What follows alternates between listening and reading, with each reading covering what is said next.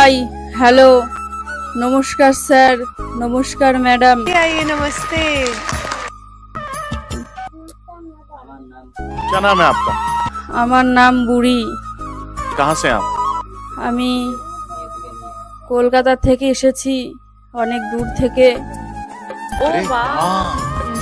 আজকে ছেলেকে আর মেয়েকে নিয়ে এসেছি আমি। আমি অনেক কষ্ট করে এখানে এসেছি স্যার। अच्छा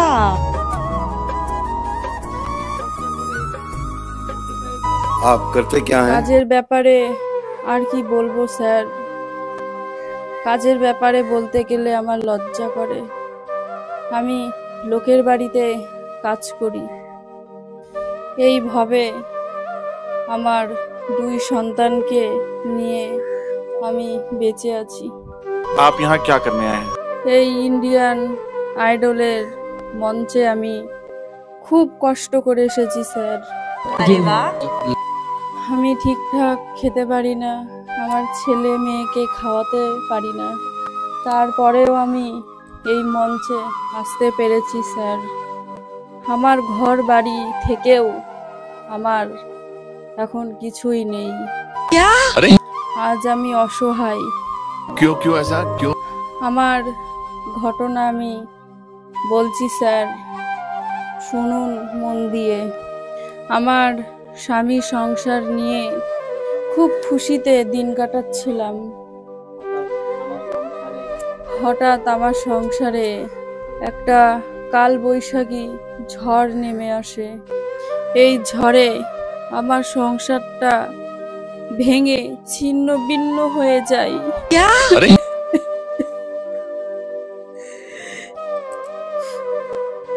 আমি এখন আমার এই দুই সন্তানকে নিয়ে কোথায় যাব, কি খাবো, কিছু বুঝতে পারছি না। আমার স্বামী খুব ভালো ছিল এক সময়, क्यों क्यों ऐसा क्यों? এখন আমাকে আমার স্বামী দেখতে পারে না, সারাদিন মারধর করে, খালি কথা শোনায়। আমার স্বামী স্যার এখন পরকীয়ায় জড়িয়ে গেছে। क्या? अरे अरे रे रे ऐसा नहीं होगा।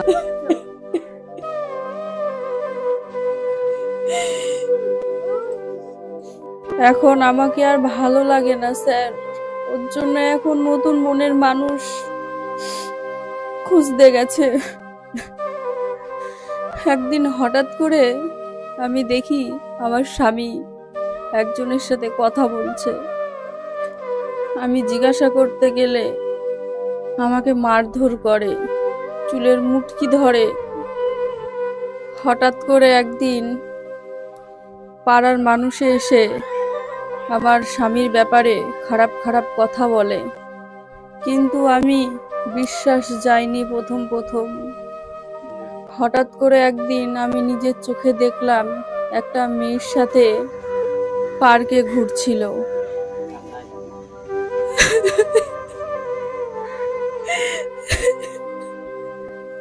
এত ভালোবাসার পরেও আমার স্বামীকে আমি ধরে রাখতে পারলাম না, জানি না কেন।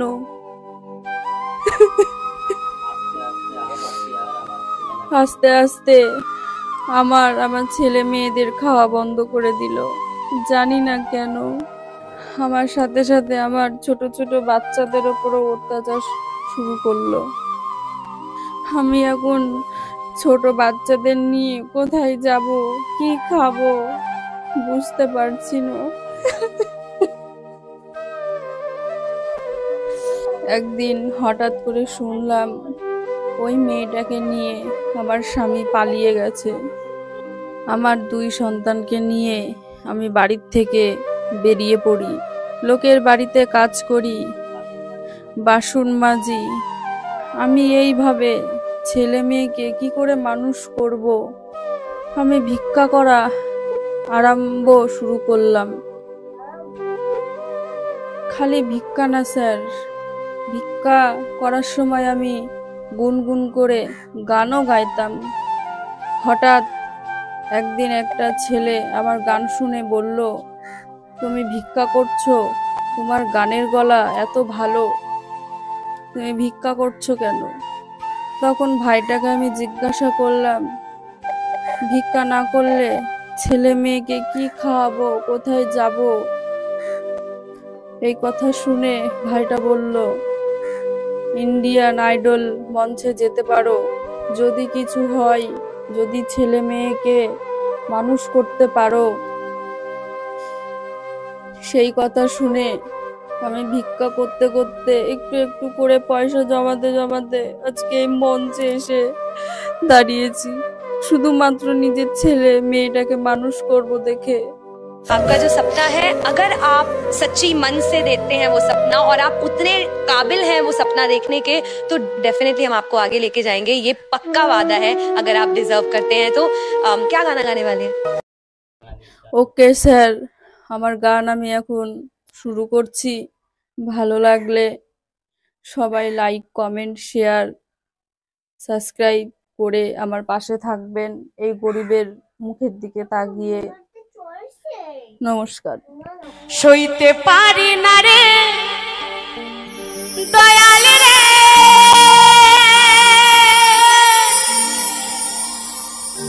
প্রেম বিচ্ছেদের জ্বালা,